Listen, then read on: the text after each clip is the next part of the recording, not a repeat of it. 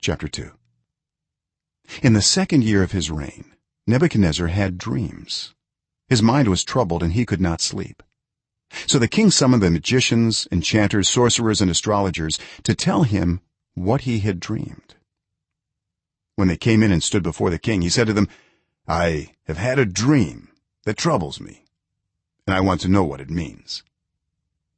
Then the astrologers answered the king, "May the king live forever. Tell your servants the dream, and we will interpret it." The king replied to the astrologers, "This is what I have firmly decided. If you do not tell me what my dream was and interpret it, I will have you cut into pieces and your houses turned into piles of rubble. But if you tell me the dream and explain it, you will receive from me gifts and rewards and great honor. So tell me the dream and interpret it for me." Once more they replied, "Let the king tell his servants the dream, and we will interpret it." Then the king answered, "I am certain that you are trying to gain time, because you realize that this is what I have firmly decided. If you do not tell me the dream, there's only one penalty for you. You have conspired to tell me misleading and wicked things, hoping the situation will change. So then, tell me the dream, and I will know that you can interpret it for me." The astrologers answered the king, "There is no one on earth who can do what the king asks. No king, however great and mighty, has ever asked such a thing of any magician or enchanter or astrologer. What the king asks is too difficult. No one can reveal it to the king except the gods, and they do not live among humans." This made the king so angry and furious that he ordered the execution of all the wise men of Babylon. So the decree was issued to put the wise men to death, and men were sent to look for Daniel and his friends to put them to death. When Arioch, the commander of the king's guard, had gone out to put to death the wise men of Babylon, Daniel spoke to him with wisdom and tact. He asked the king's officer, "Why did the king issue such a harsh decree?" Arioch then explained the matter to Daniel. At this, Daniel went into the king and asked for time, so that he might interpret the dream for him. Then Daniel returned to his house and explained the matter to his friends Hananiah, Mishael, and Azariah. He urged them to plead for mercy from the God of heaven concerning this mystery, so that he and his friends might not be executed with the rest of the wise men of Babylon. During the night, the mystery was revealed to Daniel in a vision. Then Daniel praised the God of heaven and said, "Praise be to the name of God forever and ever. Wisdom and power are his. He changes times and seasons. He deposes kings and raises up others. He gives wisdom to the wise and knowledge to the discerning. He reveals deep and hidden things. He knows what lies in darkness, and light dwells with him. I thank and praise you, God of my ancestors. You have given me wisdom and power. You have made known to me what we asked of you. You have made known to us the dream of the king."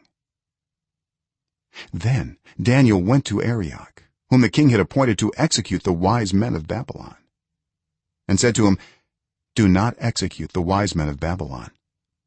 Take me to the king, and I will interpret his dream for him." Arioch took Daniel to the king at once and said, "I have found a man among the exiles from Judah who can tell the king what his dream means." The king asked Daniel, also called Belteshazzar, "Are you able to tell me what I saw in my dream and interpret it?"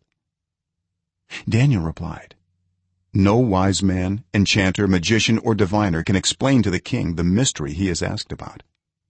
But there is a God in heaven who reveals mysteries. He has shown King Nebuchadnezzar what will happen in days to come. Your dream and the visions that passed through your mind as you were lying in bed are these.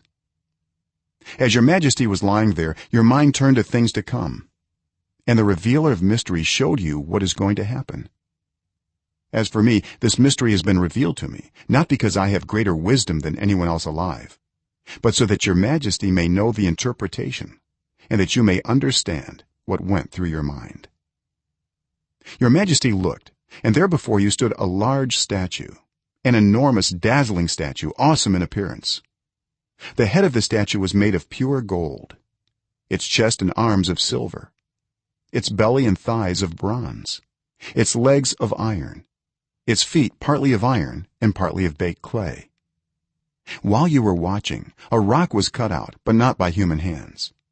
It struck the statue on its feet of iron and clay and smashed them. Then the iron, the clay, the bronze, the silver, and the gold were all broken to pieces and became like chaff on a threshing floor in the summer. The wind swept them away without leaving a trace. But the rock that struck the statue became a huge mountain and filled the whole earth. This was the dream, and now we will interpret it to the king. Your majesty, you are the king of kings. The god of heaven has given you dominion and power and might and glory. In your hands he has placed all mankind, and the beasts of the field and the birds in the sky. Wherever they live, he has made you ruler over them all. You are that head of gold. After you, another kingdom will arise, inferior to yours. Next, a third kingdom, one of bronze, will rule over the whole earth. Finally, there will be a fourth kingdom, strong as iron, for iron breaks and smashes everything. And as iron breaks things to pieces, so it will crush and break all the others. Just as you saw that the feet and toes were partly of baked clay and partly of iron, so this will be a divided kingdom. Yet it will have some of the strength of iron in it, even as you saw iron mixed with clay. As the toes were partly iron and partly clay, so this kingdom will be partly strong and partly brittle. And just as you saw the iron mixed with baked clay, so the people will be a mixture and will not remain united, any more than iron mixes with clay. In the time of those kings, the god of heaven will set up a kingdom that will never be destroyed, nor will it be left to another people. It will crush all those kingdoms and bring them to an end, but it will itself endure forever.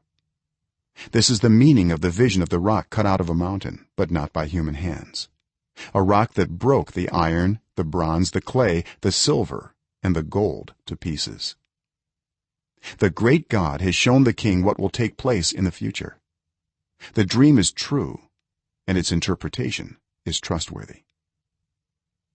Then King Nebuchadnezzar fell prostrate before Daniel and paid him honor, and ordered that an offering and incense be presented to him. The king said to Daniel, "Surely your god is the God of gods and the Lord of kings and the revealer of mysteries, for you were able to reveal this mystery."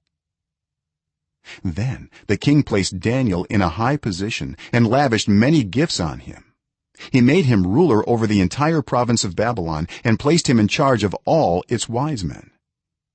Moreover, at Daniel's request, the king appointed Shadrach, Meshach, and Abednego administrators over the province of Babylon, while Daniel himself remained at the royal court.